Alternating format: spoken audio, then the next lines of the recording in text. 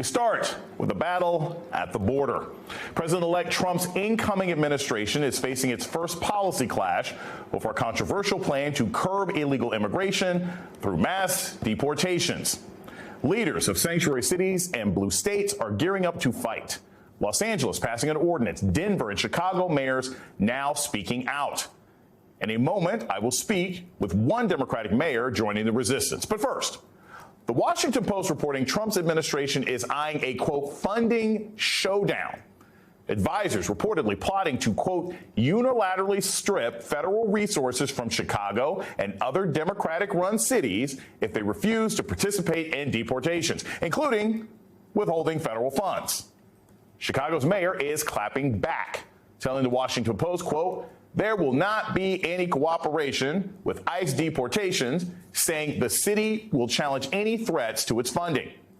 Trump's appointed border czar is already making blatant threats to local officials, visiting the border this week alongside Texas Governor Greg Abbott.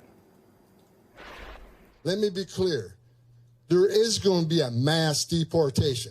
We're not waiting until January. We're already talking. We're already planning. We're going to put a plan in place and secure this nation at the highest level it's ever seen. It is a felony to knowingly harbor and conceal an illegal alien from immigration authorities. Don't test us. They are already working.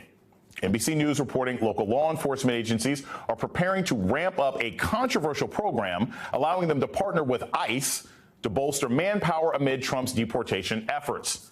Trump was clear in his campaign, and now he's making it priority one.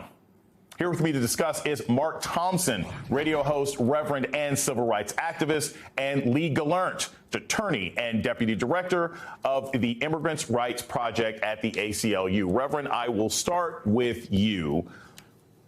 I know this is not everybody's belief system, but from a moral perspective, many of the places that are sanctuary cities in the United States are looking after people who are distressed, who are in danger, who have been victims of policies that sometimes have been supported by previous American administrations. So just from a moral standpoint, what does it say about this incoming administration that they're trying to kick out the least of these during the season where we're supposed to be looking after those who can't take care of themselves? Well, first of all, let me commend you, Dr. Johnson, for choosing this topic in this season, and particularly on Thanksgiving Eve, when there would be no Thanksgiving if it were not for immigration. It was the early colonists who immigrated here and took over the land, and that is why we celebrate Thanksgiving, obviously, because of some peace that was made to commemorate this day, although it's questionable whether that peace really happened. So morally, yes, this is out of order. And if Trump would ever bother to open the Bibles that he's hawking, it said, cursed is the one who does not provide justice to the foreigner or to the immigrant. I don't think they can do anything, Jason. I don't think they can do anything in these cities, but it serves a purpose because his supporters like to see the bluster. They like to see the saber rattling. I don't think they can go through with it, and they know they can. It is impossible to do it. Not only is it impossible, it is morally wrong. So, Lee, I always say this, I'm not a lawyer, I don't play one on TV. Legally, what standing does the incoming administration have to force cities to deport people who are in sanctuary cities? And I want to make it clear to the audience, oftentimes people in sanctuary cities, they may also be refugees. They may actually be here legally, even if they are not documented because they've been accepted as refugees. So is there a legal standing to what the Trump administration, incoming Trump administration, claims they want to do? Yeah, well, thanks for having me. I think there are going to be enormous court battles if they try to cut funding. Those occurred during the first Trump administration. I think they're going to be heightened now, and I think you are going to see blue states pushing back to say, look, you can't cut our funding for these reasons. How those play out, we'll have to see, but I think those are going to be enormous legal battles. But to your point, I mean, we're talking about going into cities, not just blue cities, all cities, rounding up people who have been living here for a long time, contributing don't have criminal convictions. It's going to result in families being separated, U.S. citizen children being sent to foster care. It's not good for the economy. It's not good as a matter of policy. And we will do everything we can to stop it legally to ensure that we have a balanced immigration system. Look, we're not oblivious to the fact that people want immigration reform. But I think when people see what they're proposing in practice, not just sort of, bland statements, but actually what it looks like in practice, I think people will hopefully push back and say, well, we don't want families to be separated again. We don't want the military in our streets. So we'll see how that plays out. But it's going to require more than just the courts. It's going to require the public saying, wait, that's not what we meant by immigration reform.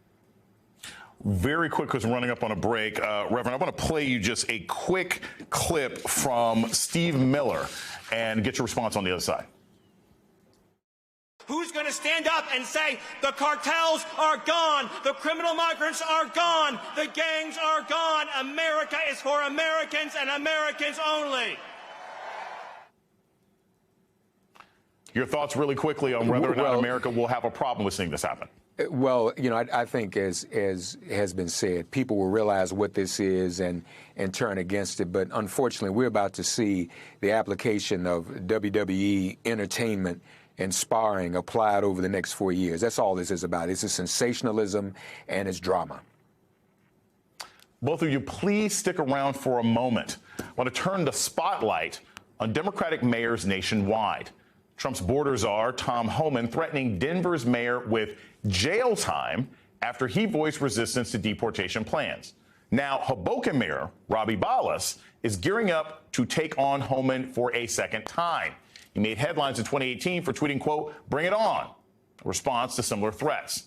Bala designating Hoboken a sanctuary city at the time, his first official act. Joining me now is Hoboken Mayor Robbie Bala. Thank you so much, Mr. Mayor, for joining us this evening. I'm going to start with this. I appreciate your bravery. I appreciate your boldness. 2018 is not 2024. You have an incoming administration that says they will literally use or attempt to use the military to forcefully deport people. As a mayor, what would you be able to do if the Trump administration says we're going to send armed troops into Hoboken and pull people out of sanctuary cities, pull people out of buildings based on whatever list that we have? Well, thankfully, we have something called the U.S. Constitution and the Constitution of the state of New Jersey that protects our rights. In 2018, the AG Graywall passed an immigration directive that said that in the state of New Jersey, local law enforcement is supposed to be for local law enforcement and will not cooperate with federal authorities in the enforcement of immigration policies.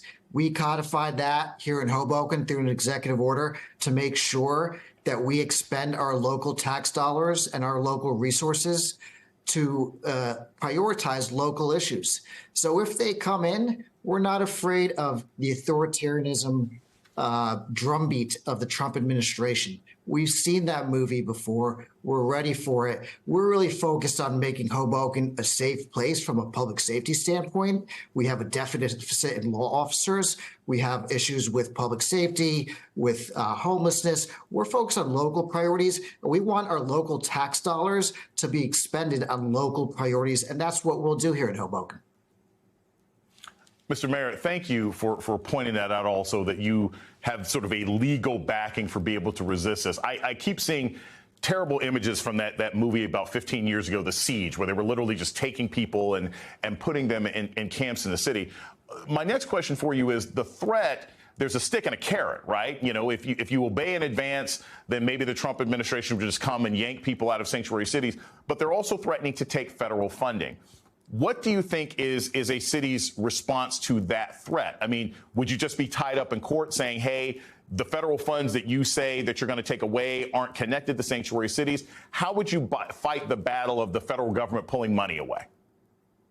Well, first of all, there's a lot of machismo and testosterone-driven policies by the federal government. This fear-mongering about yanking people and cities like Hoboken and other cities across America harboring illegal immigrants, like we're scuttling them away in tents or closets. It's just not true. Mayors are on the ground.